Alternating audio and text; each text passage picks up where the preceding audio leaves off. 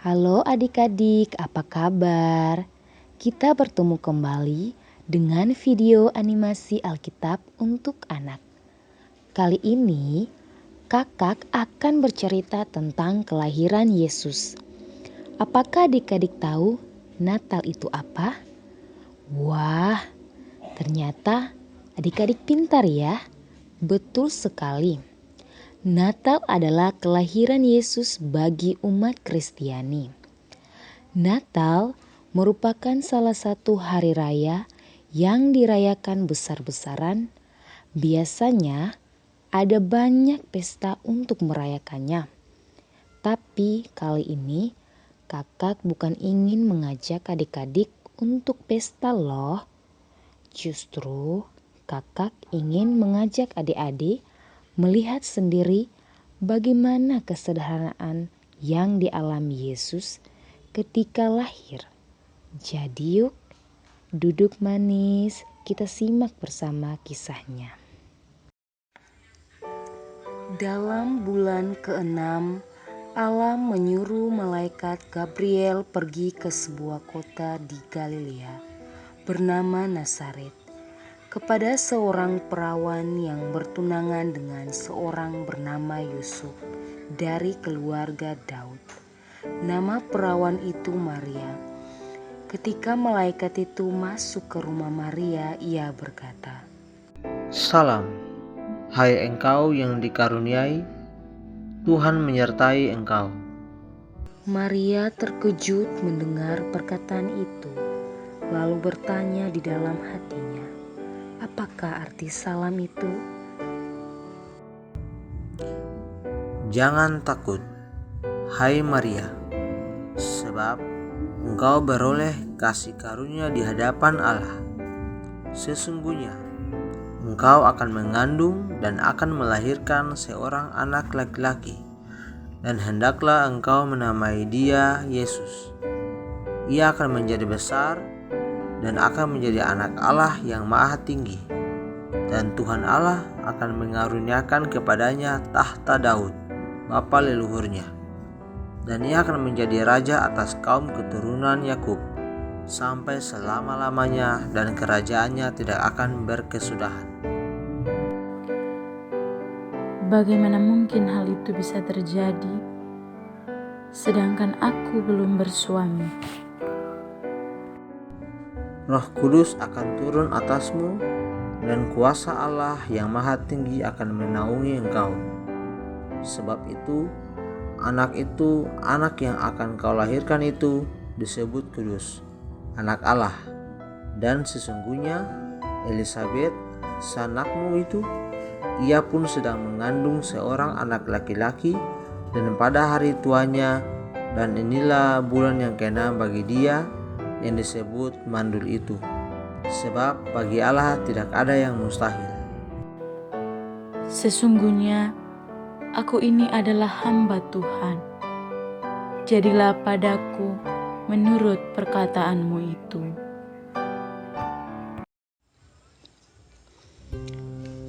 Berapa waktu kemudian berangkatlah Maria dan langsung berjalan ke pegunungan menuju sebuah kota di Yehuda.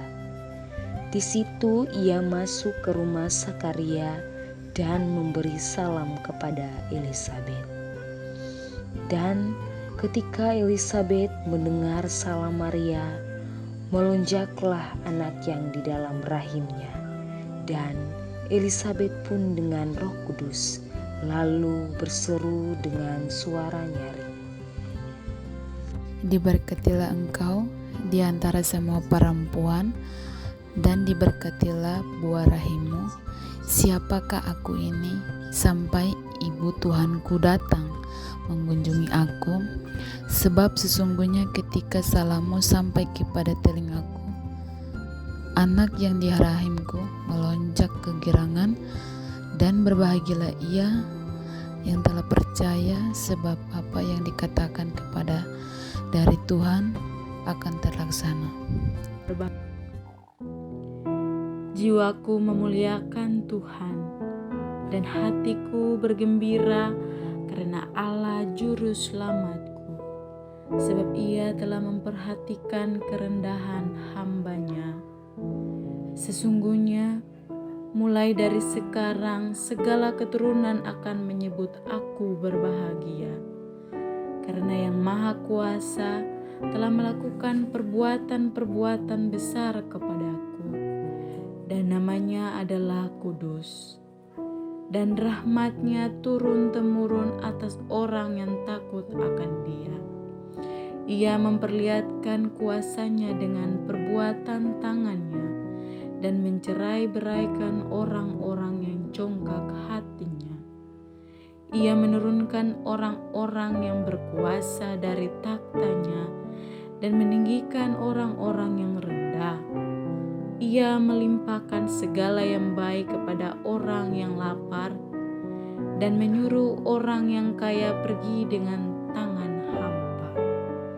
Ia menolong Israel, hamba-Nya, karena Ia mengingat rahmat-Nya seperti dijanjikannya kepada nenek moyang kita, kepada Abraham dan keturunannya untuk selama-lamanya. Dan Maria tinggal kira-kira 3 bulan lamanya bersama dengan Elisabet, lalu pulang kembali ke rumahnya.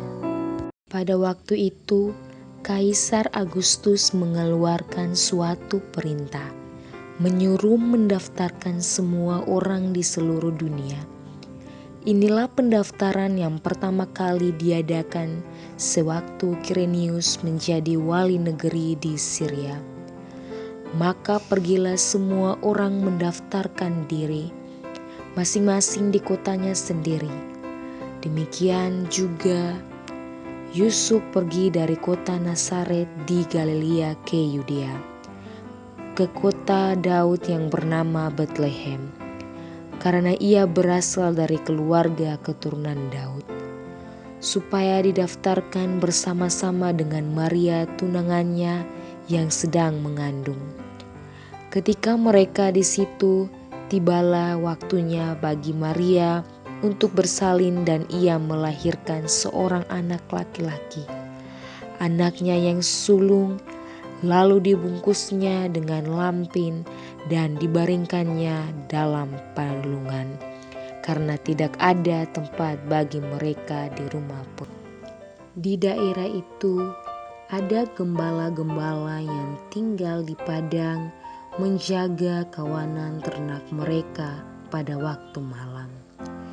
Tiba-tiba berdirilah seorang malaikat Tuhan di dekat mereka, dan kemuliaan Tuhan bersinar meliputi mereka, dan mereka sangat ketakutan. Lalu kata malaikat itu kepada mereka, "Jangan takut, sebab sesungguhnya Aku memberitakan kepadamu kesukaan besar untuk seluruh bangsa. Hari ini telah lahir bagimu Juru Selamat, yaitu Kristus Tuhan di kota Daud. Dan inilah tandanya bagimu, kamu akan menjumpai seorang bayi dibungkus dengan lampin dan terbaring di dalam palungan." Dan tiba-tiba tampaklah bersama-sama dengan malaikat itu sejumlah bala tentara sorga yang memuji Allah, katanya, "Kemuliaan bagi Allah di tempat yang maha tinggi, dan damai sejahtera di bumi di antara manusia yang berkenan kepadanya."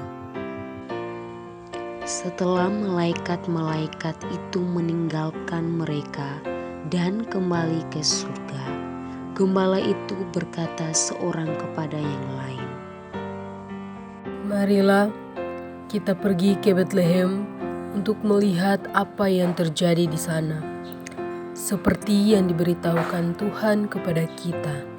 Lalu mereka cepat-cepat berangkat dan menjumpai Maria dan Yusuf dan bayi itu yang sedang berbaring di dalam palungan. Dan ketika mereka melihatnya, mereka memberitahukan apa yang telah dikatakan kepada mereka tentang anak itu.